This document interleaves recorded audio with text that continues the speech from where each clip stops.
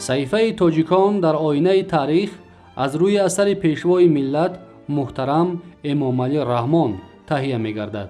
تاریخ را برای آن می آموزیم که از سرگذشت پر افتخار و عبرت آموز نیاگان آگاه شویم، سبق گیریم و این دانش ها را در ترتیب دادن نقشه معینی رشد امروز و فردای دولت و ملت کاربست نماییم.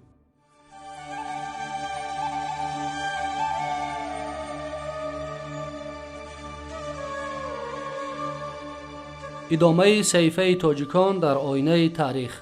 باب 4: سلسله تورانیان و احیای دولتداری و تمدن آریایی.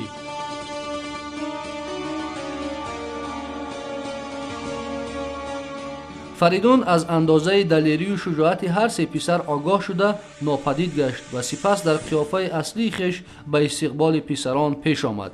مناسب زیرکی و عاقلی و شجاعت فرزندان به پسر کلانی سلم به مابینی تور و به خردی ایرج نام نهاد و او هنگام فرارسیدن پیری خود سرزمین پهناورش را به هر سه پسر تقسیم نمود. قسمت غربی مملکت روم و خاورزمین را به سلم داد و او را خاورخدای خواند. قسمت شرقی توران زمین را که قلمرو چین و ترکان را فرا می گرفت به تور بخشید و لقبش را تورانشاه نامید. به ایرج سرزمین میانه ایران را بخشید و او را نام ایران خدای داد. مطابق معلومات فارسنامه ابن بلخی، فریدون میانه جهان یعنی عراق و خراسان با هندوستان به ایرج داد و از هر سه پسر ایرج دوستر داشتی. پس تور و سلم به هم متفق شدند و ایرج را بکشتند و بعد از مدت دراز منوچهر از نژاد ایرج پدید آمد و کینه جد بخواست و سلم و تور به ملک بر وی قرار گرفت. و نسب او یعنی منوچهر در باب انساب یاد کرده آمده است و سیرت او در عدل و علم همچون سیرت فریدون بود و همه صحبت با دانایان کرده و ایشان را نکو داشتی. و بعد از چند سال از ملک او افراسیاب خروج کرد به کینه خواستن تور و سلم از منوچهر و با لشکری عظیم بیامد، چنانکه منوچهر با او مساف نتوانست کرد و به تبرستان رفت. و چون افراسیاب را دست بر وی نمی رسید، مردم را در میان داشتند تا صلح کردند بر آن قاعده که هرچی از آن سوی جیهون است افراسیاب را باشد و از این سوی جیهون منوچهر را، و در این قاعده صلح بستند و افراسیاب بازگشت. ناگفته نماند که بعضی محققان و تاریخ شناسان ترکیگرا در زمینه همین روایت شاهنامه فردوسی پسر دیوم فریدون تور را سرآمد کل قوم‌های ترک نژاد و توران را سرزمین اجدادی ترک ها می حسابند. این عده محققان ترکساز عدالت تاریخی و حقیقت گذشته را پشت پا زده مقام و منزلت سکایی های بادیه‌گرد هم قوم و همزبان آریایی ها را به قوم ترک نژاد نسبت می دهند و افراسیاب تورانی را نیز یکی از پیشوایان و بنیادگذاران نخست تمدن قوم و قبایل ترک می شمارند. برهان اساسی برای آنها دیوان لغات الترک محمود قشقری می باشد که مؤلف مذکور در این رساله پیشوا و قهرمان قبایل ترک نژاد الپ تانگه را با افراسیاب تورانی که دشمن اساسی آریانی ها بود مانند کرده یا خود عینیت داده است. محمود قشقری که خود یکی از مورخان و زبانشناسان ترک زبان عهد قراخانیان بود، سعی و کوشش نسب سازی این سلاله ترک نژاد را که با پراکنده شوی و شکست دولت سامانیان باعث شده بودند پشتیبانی نموده است. پوشیده نیست که قراخانیان از طایفه مغول نژاد یغما بوده در انتهای عصر 10 در حدود ترکستان شرقی و ناحیه های جنوبی دامنکوه تیانشان مقام داشتند و در ماورای تراز بلساغون و قاشغر نفوذ خود را می افزودند. بر اثر سودشوی دولت سامانیان هجوم‌های غارتگرانه این طایفه با سروری حسن بغراخان به کناره‌های ماوراءالنهر و حدود هفت‌رود قوت گرفت.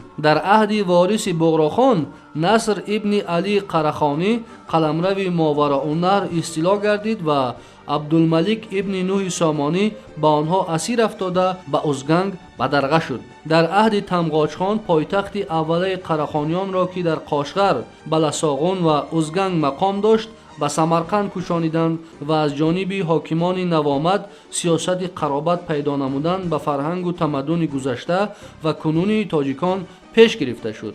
موافق معلومات نظامی عروضی سمرقندی در دربار تمغاچخان چندی از شاعران و عالمان مشهور همان دور گرد آمده بودند که در میان آنها محمود قاشقری، یوسف بلساغونی و محمد ابن عدنان نفوذ زیاد داشتند. در خرابزار دولت سامانیان پساپیش 4 دولت قوم‌های ترک نژاد غزنویان، قرخانیان، سلجوقیان و خوارزمشاهیان قامت افراخت که هر کدام به خاطر قانونی وانمود ساختن حقوق دولتداری هرچی قدیمتر و باشکوهتر گردانیدن گذشته خود و به نسب شاهنشاهان آریایی پیوستن نسبنامه خویش می‌کوشیدند. در این جاده تعریف استاکارانه تاریخ راه می‌یافت. گرفتن لقب‌های شاهنشاهی و تقلید سلاله ساسانیان و سامانیان به حکم رسمیت می‌درآمد.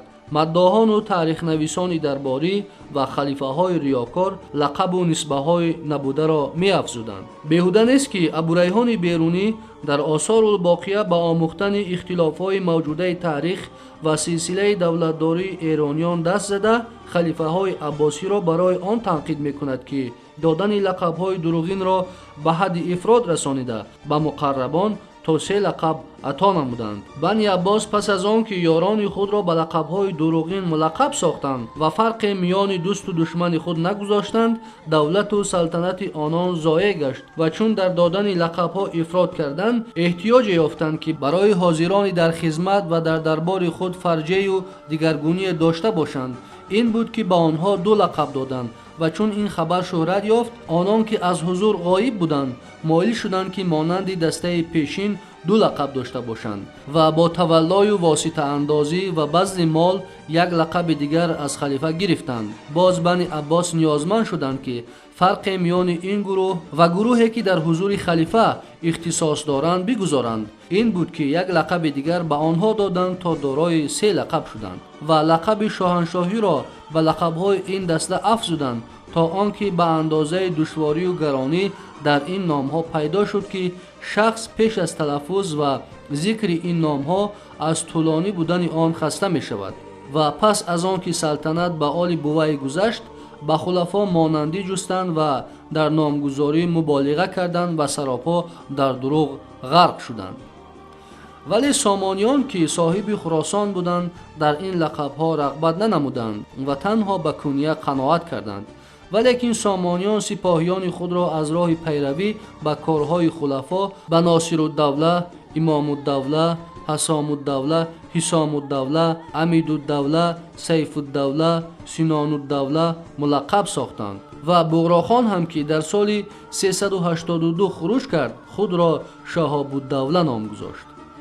در نتیجه گرفتن لقب‌های زیاد اصل و نسب قوم‌های کوچمنچی از شاهنشاهان ساسانی و سامانی هم گذشته تا به پیغام آوران عهد قدیم و جدید رفته می‌رسید و ترک میشد و توران ترکستان و افراسیاب به آسانی به الپیر تانگا تبدیل می‌یافت. ولی اگر از نظر سرچشمه‌های باستانی علاوه خصوص کتاب اوستا و یادگاری‌های خطی پهلوی به این مسئله نزدیک شویم، در بابت ایران و توران و قهرمان‌های اپاس‌های قدیمی خلقیت‌های آریایی نژاد از جمله افراسیاب منظره کاملا دیگر را می‌بینیم.